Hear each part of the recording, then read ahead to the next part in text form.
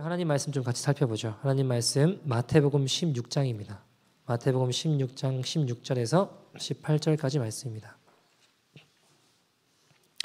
마태복음 16장 16절에서 18절까지 말씀.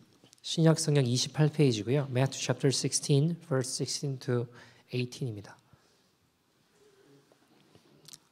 마태복음 16장 16절에서 18절까지 말씀. 신약 성경 28페이지고요. 우리 다 찾으신 줄 알고 한 절씩 교독하고 마지막 절 같이 봉독하도록 하겠습니다. 시몬 베드로가 대답하여 이르되 주는 그리스도시요 살아계신 하나님의 아들이시니이다. 예수께서 대답하여 이르시되 바요나 시몬아 내가 복이 있도다. 이를 내게 알게 한 이는 혈육이 아니요 하늘에 계신 내 아버지이시니라. 같이 읽겠습니다. 또 내가 내게 이르노니 너는 베드로라. 내가 이 반석 위에 내 교회를 세우리니 음부의 권세가 이기지 못하리라. 아멘. 하나님의 말씀입니다. 아프리카 케냐에 가면 케냐산이라는 곳이 있습니다. 저도 한번 올라가 보게 됐는데요. 지대가 높아서 그런지 올라가니까 서늘해지더라고요. 케냐 그러면 아프리카 그러면 되게 더울 거로 생각하지만 케냐산은 굉장히 올라가면서 서늘해졌고 올라갈 수 없는 지역이긴 하지만 보면 만년설까지 있을 만큼 굉장히 추운 지역이기도 합니다. 근데 제가 이제 열심히 올라가다 보니까 너무 맑고 깨끗한 물이 흐르더라고요. 마셔도 될 만큼 물이 너무 깨끗하고 좋은 거예요. 그래서 이 물이 어디까지 흘러가나 보니까 산 아래 마을을 지나서 선교센터 있는 곳까지 그 먼 거리를 이 물이 흘러간다라고 하더라고요. 야, 참 신기하다. 그런데 이 깨끗한 물이 선교센터 가서 흘러가는 물을 딱 보니까 물이 깨끗할까요? 더러울까요? 무지하게 더럽더라고요. 산 위에서 내려오는 물을 볼 때는 너무 깨끗해서 마셔도 되고 너무 깨끗해서 야, 물이 정말 좋다라고 싶은 이 깨끗한 물이 선교센터에 가보니까 흘러오는 그 물을 보니까 분명히 케냐산에서 흘러오는 물이라고 했거든요. 너무 더러운 거예요. 왜 그럴까요? 그 센터 주변에 케냐산에서 센터로 오기 중간에 밑에 마을에 보면 빈민촌이 있습니다. 그 빈민촌을 지나서 선교센터로 물이 흘러 들어오더라고요. 그 빈민촌에 너무 더러운 온갖 오물과 짐승의 변과 또 사람들이 그 물에다가 모든 것을 다 투척해요. 그러다 보니까 그 맑고 깨끗한 물이 더러워지는 것입니다. 문득 이런 생각이 좀 들었어요.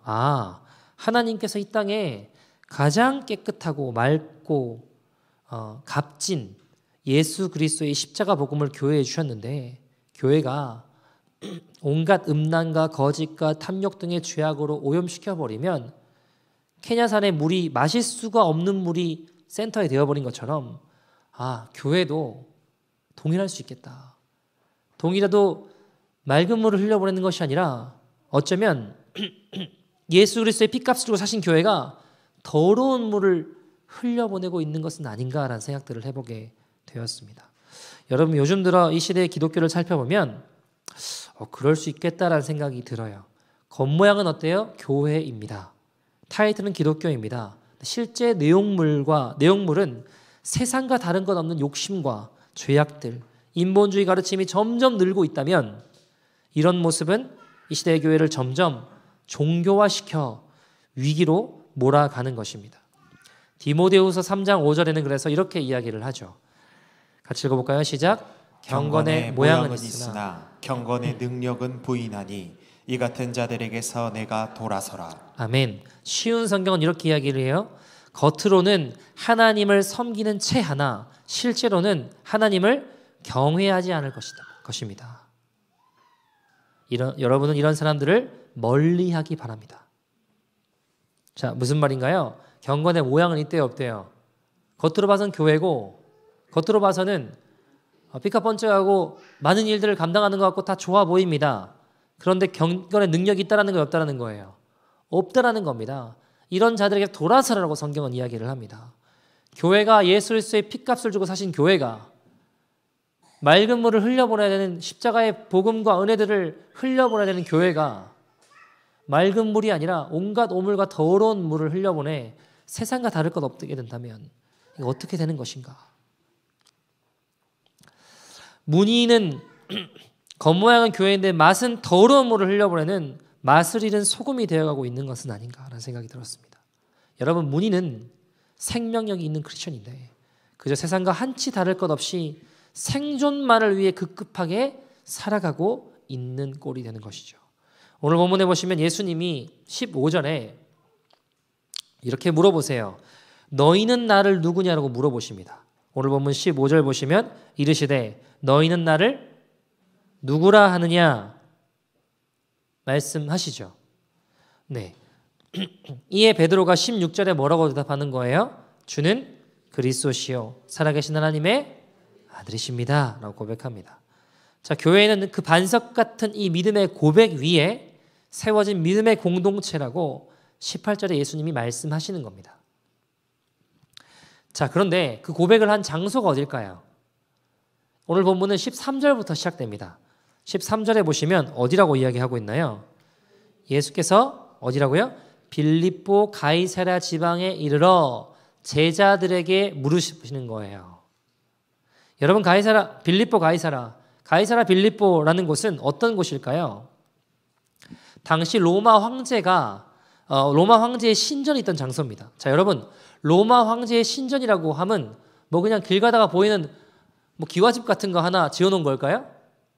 아니겠죠. 로마 황제의 신전이라고 하면 당대의 최고로 좋은 것들을 다 들여서 무엇과 견주어도 비교해도 뒤지지 않을 만큼, 아니 엄청나게 화려하고 뛰어나게 지었을 거 아닙니까? 로마 황제의 이름을 딴 신전이라고 한다면 세상의 어떤 건물보다 가장 좋은 것들을 들여서 어쩌면 그 신전을 보고 있으면 지금 내 꼴이 뭔가 부족해 보이고 뭔가 초라해 보이는 그런 마음이 들 만큼, 압도될 만큼 이 세상에 좋은 것들은 다 갖다 모아놨을 거 아닙니까? 자, 여러분, 당시 최고의 문화와 호화로운 로마 황제의 신전 앞에 제자들은 압도될 수밖에 없는 상황이었습니다. 초라한 내 모습과 너무 비교되는 곳이었습니다. 여러분, 생각해 봅시다. 그런 압도되는 분위기 속에서 나는 지금 나사렛 예수라고 하는, 그저 목수의 아들이라고 하는 초라한 예수님 모습이 너무 초라해 보이는 그 상황 가운데 예수님이 물어보시는 거예요. 그냥 겉으로 봐서는 야, 예수님 너무 초라하다 싶을 만큼 너무 극도로 비교가 되는 세상에 좋은 건 다 갖다 모아놓은 곳에서 예수님 물어보시는 거예요. 너희는 나를 누구라고 하느냐? 이게 무슨 말일까요? 너는 이 압도되는 세상의 논리 앞에 이 세상의 이것을 보면서 황제의 논리를 믿고 따라서 살겠냐? 아니면 나를 따르겠냐라고 물어보시는 거예요. 여러분, 베드로 입장에서 어떨까요? 세상의 영향을 받아 그 문화와 가치 앞에 주눅들고 초라해 보일 수밖에 없는 상황이라고요. 그 상황에 저 초라한 목수의 아들을 따른다고 하는 건 굉장히 어리석어 보이는 일입니다. 야, 저분 따라갔다는 인생 완전히 끝장나겠다 할 만한 상황이에요. 주눅들어 아무 말도 할 수 없는 상황입니다. 자, 그런 상황에 예수님 따른다? 거룩한 진리를 따라 산다? 여러분, 이건 보통 쉬운 일은 아닙니다. 그런데 그 상황에 바보처럼 보이는 거룩한 진리를 따라 살기로 결단한 거예요. 교회는 이 고백 위에 세워진 믿음의 공동체입니다. 여러분, 영적 전쟁이 판을 치고 있고 이 사단의 논리에 교회들이 압도되어 버릴 수밖에 없는 이 시대에 거룩한 진리만을 따라가겠다 고백하는 무리가 교회라는 것입니다. 교회사에 보면 교회가 세상을 변화시킬 때는 교회가 항상 이 세상으로 대변되는 황제의 논리, 세상의 논리를 초월할 때였습니다. 그러니까 교회가 지금 시대를 살아가면서 세상에 물들지 아니하고 교회가 지금 전시구나, 전쟁 중이구나 하는 것을 잊지 않고 잠들지 않고 깨어서 기도할 때였습니다. 그러나 오늘날 교회들은 이 황제의 논리에 매몰되어 버린 듯합니다. 여러분, 저는 어느 시대건 교회가 깨어 기도하고 이 세상을 넘어 영원한 하나님의 나라, 예수님의 진리만을 따른다면 우리가 굳이 개혁 외치지 않아도 교회만이 세상을 새로워지게 할 것이라는 것을 믿습니다. 사람들이 우리가 예수를 믿고 따라간다고 할 때 그 시선을 어디에 두고 걸어가느냐가 굉장히 중요합니다. 이 땅의 눈에 보이는 것만 쫓아서 걸어갈 것이냐, 황제의 논리로 압도되는, 세상의 논리로 압도되는 그저 사단이 만들어 놓은 어떤 것에 나도 모르게 정신 차리지 않으면 끌려갈 수밖에 없는 곳을 보며 살아갈 것인가, 아니면 그 너머에 계신 영원한 하나님의 나라를 붙잡고 걸어갈 것인가. 여러분, 어디까지 보느냐가 그 사람의 인생을 결정해요. 내가 시선을 두고 있는 곳까지 보고 믿고 살아가는 겁니다. 압도되는 세상의 풍족 가운데 그것을 거슬려 주의 말씀을 붙잡고 살아갈 수 있느냐라는 것입니다. 1983년에 조지아주의 클레이턴 카운티에서 재판이 열렸습니다. 기소된 범인은 캘빈 존슨이라고 하는 흑인 남자였습니다. 무엇으로 기소가 됐느냐? 백인 여자를 성폭행했다는 죄로 기소를 당했습니다. 여러분, 미국 재판은 배심원 제도라는 게 있습니다. 그래서 그 사람들이 모여서 배심원들의 판결이 굉장히 중요한 역할을 한다고 합니다. 그날도 재판소에 배심원들이 회의를 했습니다. 자, 한 40분 정도 이 사건을 놓고 배심원들이 모여서 회의를 했는데 모두 다 백인이었습니다. 그리고 40분 정도 의논하더니 기소된 흑인 남자가 진범이라고 단정 지었습니다. 흑인 여자 4사람이 찾아와서 이 피고는 존슨은 알리바이가 있습니다. 이걸 제시했는데도 배심원들은 그냥 묵살시켰습니다. 아니야, 저 사람 범인이야 하고 결정했죠. 그리고 저 사람이 진범이라고 단정하고 재판관은 결국 무기징역을 선고했습니다. 무기징역을 선고한 재판관 앞에서 캘빈 존슨은 마지막 진술로 이렇게 이야기를 했습니다. 하나님이 내 증인입니다. 나는 잘못 기소된 겁니다.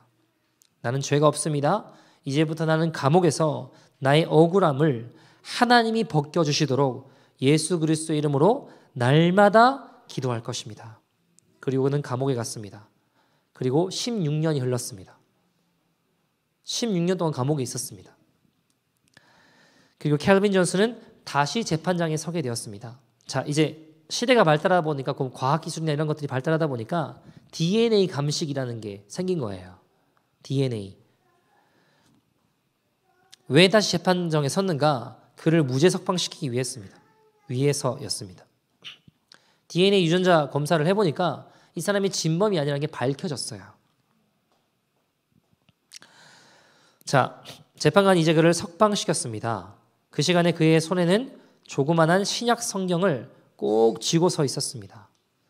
무죄 석방이라고 하는 재판관의 말을 듣고 그는 묵묵히 재판장을 걸어서 나오는데 기자들이 막 몰려들었어요. 당연한 거 아닙니까? 그래서 막 취재하려고 막 물어보기 시작해요. 얼마나 억울하시냐? 얼마나 힘드시냐? 존슨 씨, 당신을 16년간이나 감옥에 집어넣고 썩게 만든 그 판사와 배심원들을 증오하지 않습니까? 보복하고 싶지 않습니까? 복수하고 싶지 않습니까? 그리고 모순이 많은 이 미국의 사법 제도에 대해서 뭐라고 한마디 하고 싶은 말씀 없습니까? 자, 여러분, 입장 바꿔놓고 여러분이라면 어떤 말이 떠오르실 것 같으세요? 여러분이 16년 동안 억울하게 옥살이를 했어요. 감옥에 제일에 들어갔어요. 무기징역이었는데 16년 만에 풀려나게 됐습니다. 여러분 어떤 마음이 드세요? 얘 법이 문제다. 저놈이 내가 아니라고 했는데 끝까지 했다. 온갖 생각이 다 들 거 아닙니까? 그리고 복수하고 싶은 마음 들지 않을까요? 내 억울하게 16년 동안에 감옥에서 썩었는데 말은 표현하지 않더라도 속으로는 저놈들 다 죽여버리고 싶습니다라는 생각이 들 수도 있잖아요. 근데 존슨은 이렇게 대답했어요. 아니요. 내 마음에 타오르는 분노와 증오를 담고 있으면 그것은 나를 죽이고 맙니다. 나에게 중요한 건 내가 사는 것입니다. 지금 내게 필요한 건 나가서 일자리 구하는 겁니다. 그러면서 자리를 떠났다고 합니다. 여러분 이해가 되세요? 내 가슴 속에 세상 방식대로 사단의 증오를 담고 복수를 하고 싶은 마음을 가지고 있으면 남도 죽일 수 있습니다. 총을 들고 나가서 마음대로 재판장 안에서 사람들 죽일 수 있습니다. 그러나 그 남도 죽일 수 있지만 동시에 자기가 죽는 것입니다. 존스는 어디에서 이와 같은 진리를 배웠을까요? 손에 꼭 들고 있던 신약 성경을 읽으며 형제를 향하여 노하는 자마다 살인자라고 말씀하신 주님의 말씀을 기억한 것은 아닐까요? 그 말씀 앞에 그는 자기도 살고 다른 사람도 사는 길이 무엇인가를 발견한 것입니다. 여러분, 우리가 세상을 살아가면서 하나님 말씀대로 살아간다고 하는 건 때론 어리석어 보입니다. 그러나 그것은 진리입니다. 세상은 그래서 교회를 무너뜨리는 전략으로 교회 안에 갖가지 사단의 전략들이 들어와 있어요. 참 다양하게 들어와 있습니다. 제가 아는 한 목사님이 그런 얘기 하시더라고요. 한국에 좀 시골 쪽에 지방회에 이제 감리교는 그 당시에 교회를 개척해야지 몇 년 이제 지난 다음에 안수를 받을 수 있었거든요. 그 지방회에 이제 가난한 개척교회 전도사님들이 좀 계셨죠. 근데 여러분 개척교회다 보니까 연회비를 이제 교회 어떤 그 지역의 지방회의 교단에 헌금을 일부 내는 게 있어요. 근데 개척교회다 보니까 가난하다 보니까 그걸 못 냈대요. 그 목사님이 있던 지방회에. 근데 이제 문제가 뭐냐면 연회비를 못 내니까 진급을 막는 거예요. 가난한 전도사들이 진급이 막혀서 목사 안수를 못 받게 되는 겁니다. 기가 막히죠. 아니 교회가 경제 논리로 돌아가는 거예요. 이게 다른 사람이 아니라 목회자들 사이에서 이런 일들이 이루어지고 있더라고요. 사단의 전략입니다. 여러분 제가 왜 교회에서 비즈니스 같이 못하게 하나요? 교회는 비즈니스 하는 데가 아니에요. 영적인 공급처입니다. 절대 교회 내에서 같이 좋다고 둘이 잘 맞다고 비즈니스 같이 하지 마십시오. 그리고 후에 어려워진 경우 저 너무 많이 봤습니다. 차라리 서운하게 하시고 거절하십시오. 교회의 황제의 논리가 넘실넘실 침범하고 있습니다. 여기에 넘어간 교회를 주님은 상을 엎으시며 분노하시는 거예요. 하나님의 기도하는 집을 너희가 강도의 소굴로 만들었다고 진노하셨다고요. 여러분 저는요 누구를 돕는 건 얼마든지 오케이입니다. 괜찮아요. 뭐 돈을 빌려줬다 이런 이야기 하지 마십시오. 제가 주기적으로 여러 번 이야기 드립니다. 성도 간에 돈이 오가는 일이 없게 하십시오. 주는 건 괜찮아요. 줄 각오하고 돕는 건 괜찮습니다. 그러나 교회는 비즈니스 하는 곳이 아닙니다. 교회는 경제 논리로 돌아가는 곳이 아니라는 겁니다. 교회는 주의 전이요 주의 말씀에 순종함으로 함께 지어져가는 곳이 교회입니다. 에베소 2장 22절 말씀 같이 한번 읽어볼까요?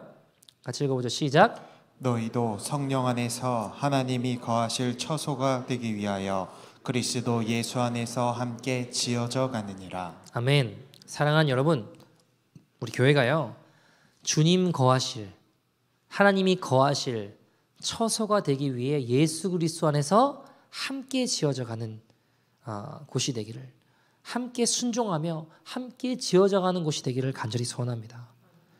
그런 의미에서 여러분 쉽게 판단하고 정죄하고 비난하는 자리 피하십시오. 비난은 전염병입니다.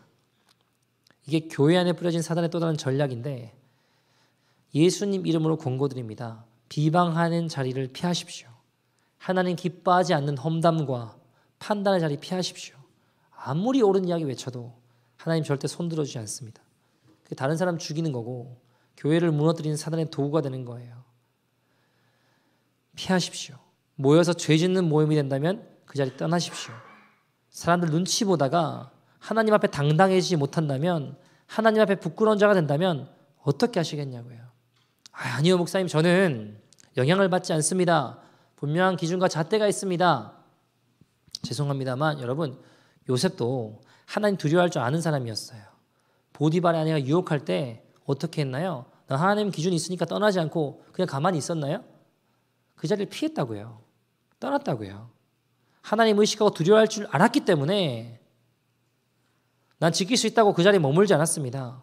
하나님 두려워했기 때문에 그 자리를 떠났다고요. 여러분, 같이 죽는 거예요. 사망의 자리에서 벗어나십시오. 남의 이야기 뒤에서 수근수근하지 맙시다. 여러분, 교회라는 곳에는 진리의 검이 날카롭게 서서 앞에서 대놓고 막 패를 가른다거나 대놓고 머리 뜯고 싸우지 못해요. 앞에서 못하니까 어떻게 해요? 뒤에서 한다고요. 사랑하는 여러분, 제가 예수님 이름으로 권고드립니다. 험담과 비방의 자리에 함께하지 마십시오. 성경은 수근수근하고 당을 짓고 패를 가르는 자는 하나님 나라에 합당하지 않다라고 갈라디아서 5장 19절에 21절에 말씀하셨습니다. 피하라고 말씀하셨습니다. 로마서 1장에도 보시면 29절에서 32절 보시면 그런 자를 사형에 해당한다고 성경은 이야기합니다. 여러분, 뒷이야기하는 게 결국 사람 하나 죽이는 거예요. 우리 안에서 우리도 판단되어질 수 있고 사람의 흠이 보일 수 있지만 그것을 우리가 사랑하는 마음으로 그걸 세워주고 온전케 해주기 위해 상의할 수 있겠죠. 그러나 험담이 되고 비방이 오기 시작하면 공동체가 자멸하는 겁니다. 붕괴한다고요. 교회는 더러운 물이 흘러가게 되는 겁니다. 십자가교회는 그런 일이 절대 일어나지 않기를 소원합니다. 우리 안에 원수에게 속아서 비진리에 속아서 피해의식에 빠져있는 사람들 너무 많습니다. 여러분, 남들이 뭐라고 수근거리든지 간에 내가 아니면 되는 거예요. 하나님 앞에 떳떳하다면 무슨 상관이 있냐고요. 사람들이 아무리 칭찬해주고 인정해줘도 하나님이 제 손 들어주지 않으면 전 끝나는 거예요. 하나님 인정 안 하시면 다 끝나는 겁니다. 그러나 사람들이 뭐라 하든지 간에 하나님이 인정해 주시면 다 되는 거 아닙니까? 여러분, 저는 온전하고 아무 말 없어서 말씀드린 게 아닙니다. 여러분, 우리가 똑바로 살아보려고 하고 똑바로 걸어가 보려고 하면 할수록 욕은 더 많이 먹을 거예요. 최선을 다하면 그거 가지고 시비 거는 사람 생깁니다. 사람 모이니까 그런 일들이 일어날 수 있다고요. 그러나 여러분, 우리가 영적인 어린아이에 머무는 것이 아니라 주님 바라보고 내가 오르면 가는 거예요. 여러분, 비방하는 목소리 가운데서도 하나님의 음성을 끌어낼 수 있는 게 있는 사람이 영적으로 장성한 사람이라고요. 사무엘하 16장 보시면 다윗이 압살롬의 반역으로 말미암아 도망가게 되죠. 그때 시므이라고 하는 이상한 사람이 나타나니 막 흙먼지 날리면서 다윗을 막 욕을 해요. 욕을 막 합니다. 부하들이 내가 저놈의 목을 쳐오리까라고 얘기하거든요. 내가 아니 건방지게 어디서 나한테 덤비냐 하고 목 쳐와라. 다윗이 그렇게 이야기하지 않아요. 놔둬라. 혹시 하나님께서 이 상황 가운데 우리의 고백과 상황과 말들을 들으실 줄 누가 알겠냐.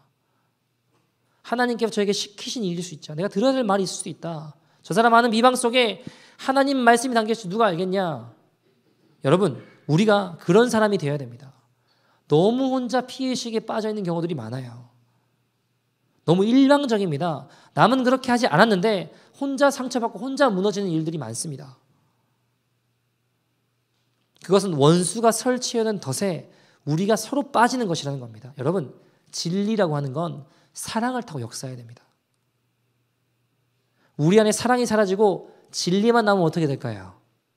진리의 검은 서로 찔러 죽이게 된다고요. 서로 옳다라고 외치다가 서로 죽이게 된다고요.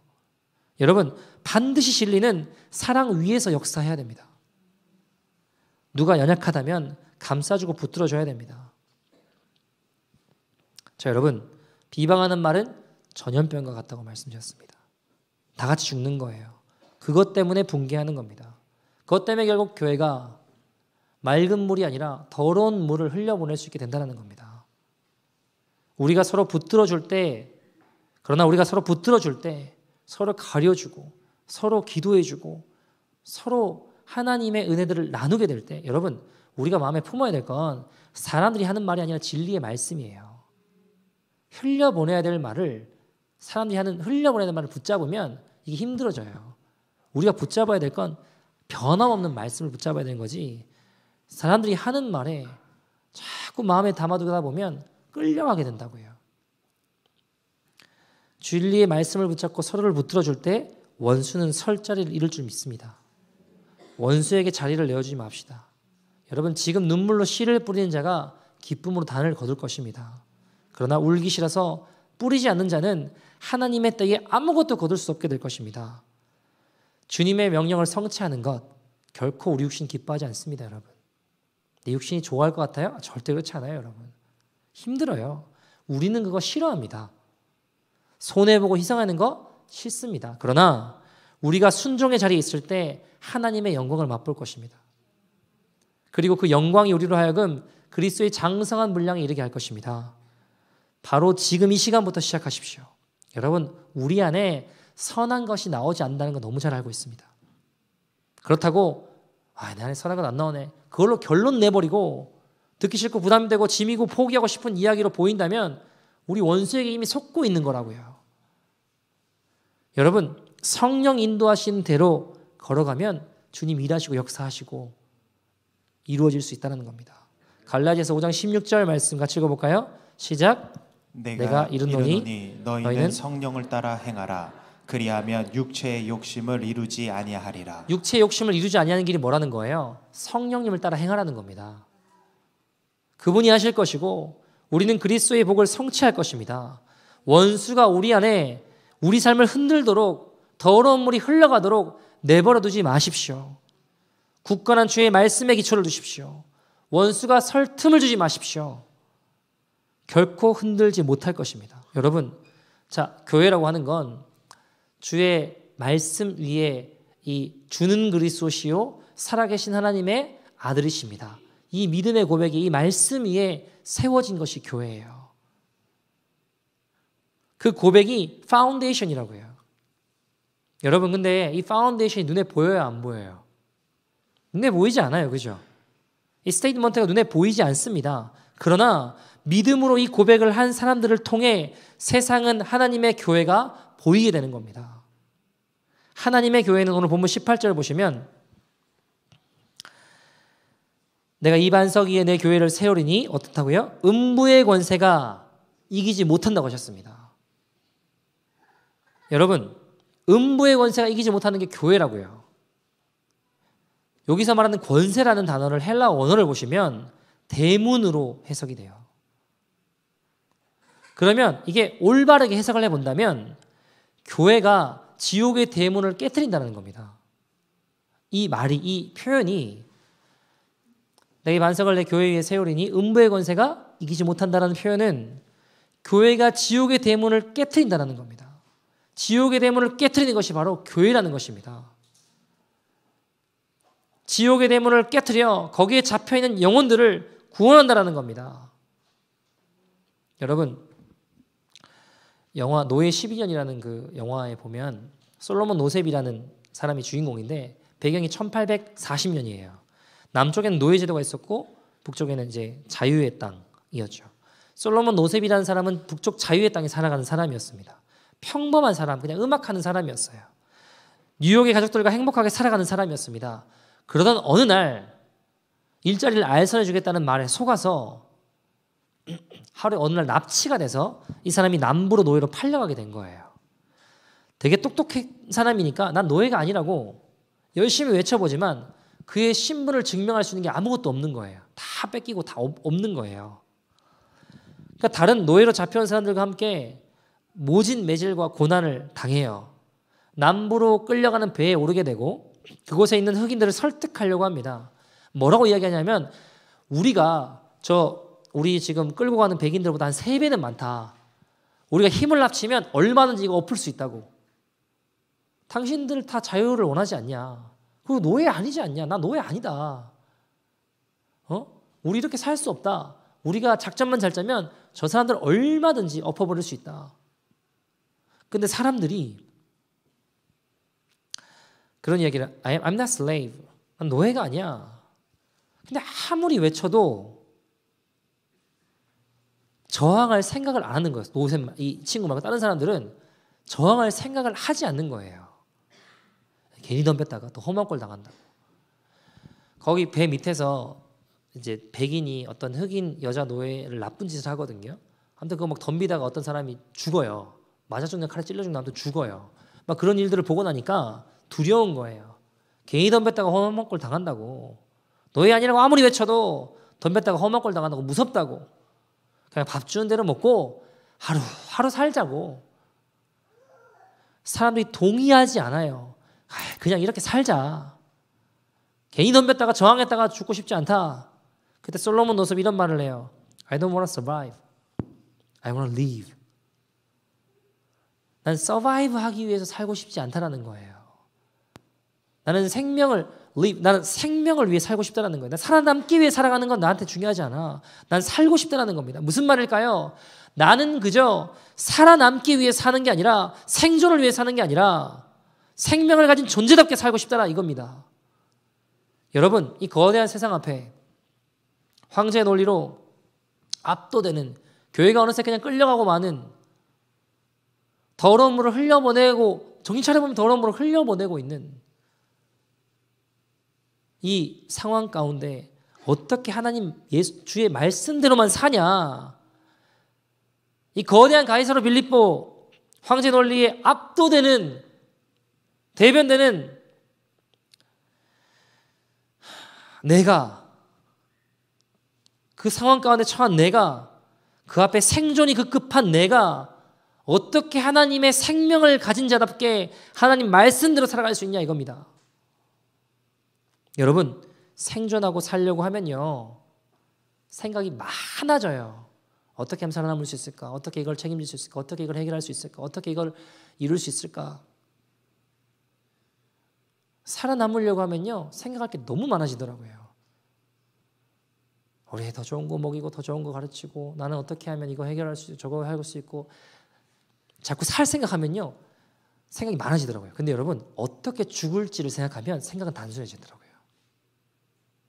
내 마지막 모습을 어떻게 주님 앞에 설 것인가, 어떻게 죽을지를 생각하기 시작하면 생각이 단순해져요. 생각할 게 별로 없어져요.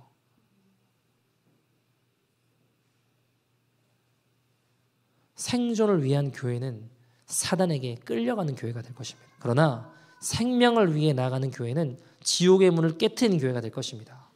여러분, 생존을 위해 살면 상처를 붙잡고 살 수밖에 없습니다. 그 사람이 나한테 이렇게 말했다고. 그 상처되는 말만 계속 되씹는 거예요. 왜요? 생존을 위해 살아가니까. 그러나 생명을 위해 살면 은혜를 붙잡고 살 수 있습니다. 그건 그 사람 말한 건 하나님 말씀이 아니야. 그건 사람의 말이야 하고 흘려보낼 수 있다는 겁니다. 내가 살아가는 이유가 주님이시니까. 주님 주신 생명 붙잡고 하나님 말씀 붙잡고 은혜를 붙잡고 살아가는 것입니다. 여러분 정신 바짝 차리라고 지금 또 재난 문자가 오는 것 같은데, 제가 여러분 사실 몸이 그렇게 좀 안 좋아요. 제가 좀 컨디션이 좀 좋지 않습니다. 그래서 오늘 계속 고민하는 게 뭐냐면, 좀 몸을 좀 아껴야지. 제가 이제 금요일에 기도할 때 기도인도하고 안수하잖아요. 오늘은 하지 말까. 오늘은 생존하려고 하면 생각이 많아져요. 제가 배운 바는 이럴 때 그래서 생명을 드려야 돼. 이럴 때 다 생명을 드려야 돼. 네. 살아남으려고 하면요, 몸 자꾸 사리게 되고, 이건 오늘 그냥 안수하지 말까. 이런 생각이 자꾸 들어요. 제 마음 안에. 근데 내가 생명을 가진 자라면, 아니야. 이럴 때, 힘들 때, 더 내 생명을 들여서 주님에게 나아가야 돼. 그때 하나님 일하실 수 있어. 그럴 때 오히려 하나님 역사하시고, 하나님 기억하신 장면이 될 거야.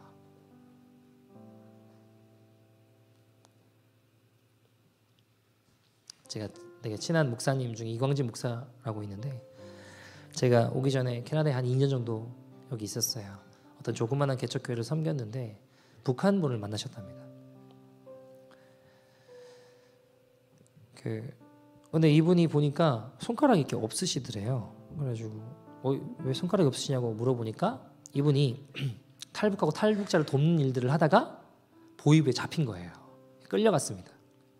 엄동설 안에 동사에 걸린 거예요. 그래가지고 너무 춥고 손이 마비가 된 것 같다, 동상에 걸린 것 같다, 도와주세요, 살려주세요 하니까 그 보위부 공안들이 그 북한 병사들인가요? 그 친구들이 막 웃더래요. 그러면서 그래? 일로 와보라고. 내가 그러면 도와주겠다고. 괜찮게 해주겠다고. 그러더니 산채로 손가락 뽑아버리더래요. 그 동상 걸린 손을. 그러니까 두 개인가 뽑히고 없는 거예요. 이분이 기절했대요. 손이 뽑히고. 그래가지고 괜히 물어봤다. 질문을 바꿔야겠다 해가지고 그럼 저기 성도님은 그리스도인을 본 적이 있으십니까? 라고 물어봤대요. 그러니까 그 질문을 들은 그 북한 성도님이 수심이 가득한 표정을 갑자기 지더니 내가 봤지. 내가 봤지 그러시더래요. 어느 날 그렇게 정신을 차리고 고생하면서 정신병원 수용소에서 고생하던 날들 가운데 하루는 그 교도소 소장이, 정신병원 수용소 소장이 엄청나게 흥분을 해가지고 막 화가 나가지고 어쩔 줄 몰라 하면서 사람들 집합시키더래요.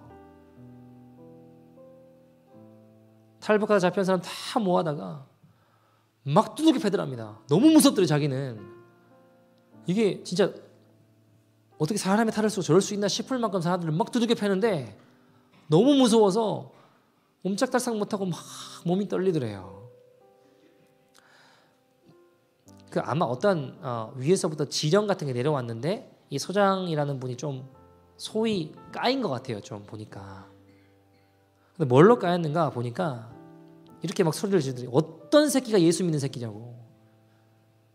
니네 힘으로 그 탈북하는 게 말이 되냐고. 어떤 새끼가 예수 믿는 새끼냐고.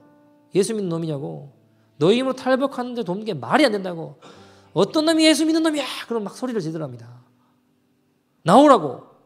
자기는 그 말을 듣는데 자기가 아닌데도 너무 두들겨 패고 막 소리 지르고 하니까 막 정신이 없고 몸이 막 떨리더래. 사시나무처럼.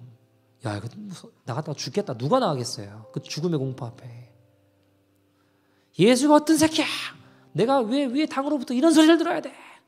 내가 왜 하면서 예수가 어떤 새끼야 하는데 갑자기 저쪽 한 끝에서 키가 크고 마른 한 청년이 손을 번쩍 들고 일어나더니 주는 그리스도시요 살아계신 하나님의 아들이십니다.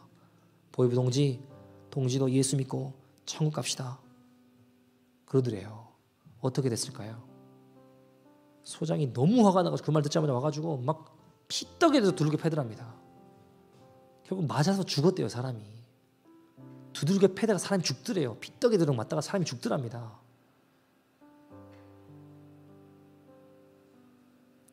그렇게 두들겨 패는 가운데도 막 멱살을 붙잡고 예수가 누구야? 예수가 어떤 새끼야? 그러니까 이 사람이 죽어가면서도 주는 그리스도시요 살아계신 하나님의 아들이십니다. 소장님 예수 믿고 천국 갑시다. 그 자리에서 그 사람 더 구타당하다가 퍽 하고 쓰러지더래요. 그렇게 죽었답니다. 그 죽은 모습을 보고 나는 지금 너무 무섭고 두려워가지고 야 진짜 막 어쩔 줄 모르겠더랍니다. 근데 그 모습을 보고 있던 저쪽 반대쪽 끝에서 어떤 한 청년이 손을 번쩍 들고 일어나더니 주는 그리스도시요 살아계신 하나님의 아들이십니다. 그래서 소장이 또 열받아서 그쪽으로 가서 이 청년을 막 두들겨 패는 겁니다. 막 엄청 맞고 또 그러더니 또 반대쪽 어떤 데서 또 갑자기 손을 들더니 주는 그리스도시요 살아계신 하나님의 아들이십니다. 그 또 끌려가서 또 죽도록 맞고 주는 그리스도 살아계신 하나님의 아들이십니다. 소장 논지 예수님 믿고 같이 천국 갑시다. 그 자리에서 그대로 하나둘씩 순교를 했답니다. 여러분 그들의 고백은 대단한 설교가 아니었습니다. 우리를 설득시킬 만한 감화시킬 만한 그런 설명이 아니었습니다. 단순한 고백 하나 주는 그리스도시요 오늘 베드로 고백하는 것처럼 주는 그리스도시요 살아계신 하나님의 아들이십니다. 그 고백 위에 세워진 것이 교회입니다. 우리가 예배하고 잠깐 위로 나왔고 문제 생겼을 때 문제 해결하는 내 소원 성취해주는 알라딘 램프 지니가 아니라 그들에게 예수는 죽음을 뛰어넘는 승리의 고백이었습니다. 사랑하는 여러분, 세상에 죽음을 뛰어넘는 승리보다 더 큰 승리가 어디 있겠습니까? 여러분 예수님 믿으면 환난이 안 일어나는 것이 아니라 그 환난을 뛰어넘는 승리를 주십니다. 그 환난과 어려움에도 무너지지 않는 승리를 주십니다. 주의 말씀에 순종하는 믿음을 가진 자들은 풍랑에 무너지지 않습니다. 여러분이 마지막 때에 하나님 그 애타게 찾으시는 그런 교회 되기를 간절히 소원합니다. 그런 우리들 되기를 간절히 소원합니다. 여러분, 세상에 세월이 얼마나 걸리든지 바른 신앙의 기초 위에 설 수 있다면 어떤 대가라도 치러야 하는 것입니다. 하나님, 우리가 경제 논리에 휘둘리는 교회가 아니라 지옥의 문을 깨트리는 교회 되게 하여 주옵소서. 하나님, 우리의 믿음이, 우리 교회가 비방하는 자리에 머무는 인생이 아니라 교회가 교회 되게 하여 주옵소서. 예배가 예배 되게 하여 주옵소서. 우리 그런 믿음의 고백으로 같이 찬양하고 같이 기도하는 시간 갖기를 소원합니다. 함께 찬양하죠. 우리에겐 소원이 하나 있네. 주님 다시 오실 그날까지. 우리에겐 소원이 하나 있네. 주님 다시 오실 그날까지. 주님 다시 오실 그날까지. 우리 가슴에 새긴 우리 가슴에 새긴 주의 십자가 사랑, 주의 십자가 사랑, 나의 교회를 사랑케 하네. 주의 교회를 향한 우리 마음, 주의 교회를 향한 우리 마음, 희생과 포기와 가난과 고난, 희생과 포기, 내 자아를 꺾고 더러운 물을 흘려보내는 교회가 아니라 하나님 맑고 깨끗한 물을 흘려보내는 교회에게 소견합니다. 죽음조차 나올 수 없습니다. 우리 주의 교회는 이 땅의 희망입니다. 주의 교회는 이 땅의 희망. 교회를 교회되게, 교회되게, 예배되게 우리를 사용하소서. 우리 사용하소서. 진정한 구속의 날, 진정한 부흥의 날 오늘 임하도록 주여 우리를 사용하여 주셨소서. 우리 사용하소서. 다시 한번 찬양합시다. 우리에겐 소원이 하나 있네. 우리에게 소원이 하나 있네. 주님 다시 오실 그날까지.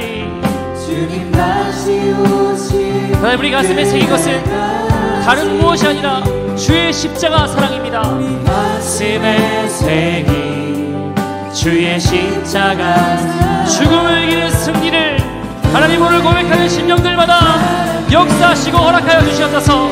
주의 교회를 향한, 주의 교회를 향한 우리 마음, 희생과 포기와 가난과 고난, 죽음도 흔들 수 없는 지옥의 문을 깨트리는 교회 되게 하여 주옵소서. 조차 우리를 막을 수 없는 우리 주의 교회는 이 땅의 희망. 교회를 교회되게,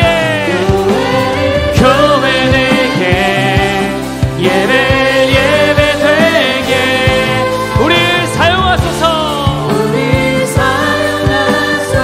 진정한 구원의 날, 진정한 부흥의 날 오늘 임하도록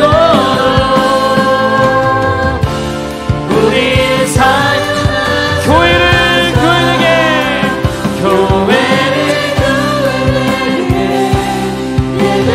예배되게 우리 사용하소서.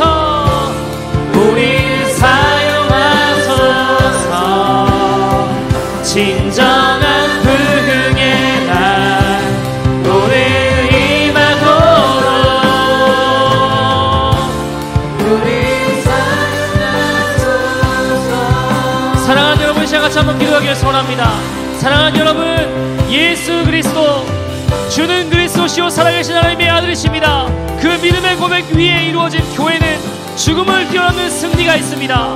환란이 없는 것이 아니라 환란을 뛰어넘는 승리를 주십니다. 환란과 어려움에도 무너지지 않는 승리를 주십니다. 하나님, 내가 세월이 얼마나 걸리는지 간에 풍랑에 무너지지 않기를 원합니다. 하나님, 경제 논리에 휘둘리는 교회가 아니라 지옥의 문을 깨뜨리는 교회 되게 하여 주시옵소서. 우리의 믿음이 주의 교회가 비방하는 자리에 머무는 것이 아니라 교회가 교회되고 예배가 예배되게 하여 주시옵소서. 주여 우리를 살려주시옵소서. 이 마지막 때에 승리하는 믿음의 교회 되게 하여 주시옵소서. 다같이 주의 이름 부르고 동성으로 기도합니다. 주여